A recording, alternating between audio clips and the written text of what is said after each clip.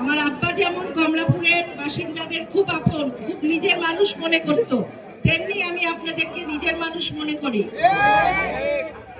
এবং আপনাদের কাছে আমি এতটুকু অনুরোধ করব, নির্বাচন সামনে, আপনারা জাতীয়তাবাদী দল বিএনপি করেন, কেউ যেন বলতে না পারে বিএনপির কোন নেতা, কোন কর্মী মানুষের উপরে কোন জুলুম অত্যাচার করছে, চাঁদাবাজি করছে। এমনকি কোন জোরেও আপনারা কথা বলবেন না। আপনাদের যে ক্ষমতা আছে, এই ক্ষমতাটা হলো মানুষের সেবা করার ক্ষমতা। আমার কাছে রাজনীতি এবং ক্ষমতা হলো, ক্ষমতার সংজ্ঞা হলো এটাই, মানুষের জন্য করা।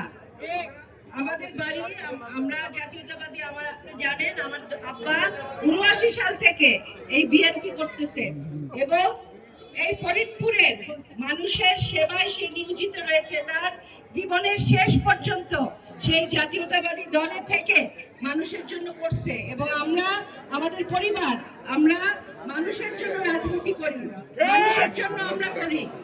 সেই জন্য আপনাদেরকে বলবো, যতদিন আমাদের নির্বাচন কাছে চলে আসছে, যতদিন নির্বাচন না হবে, নেতাকর্মী এবং সকলকে বলতেছি যে আপনারা সহনশীল হবেন, মানুষের প্রতি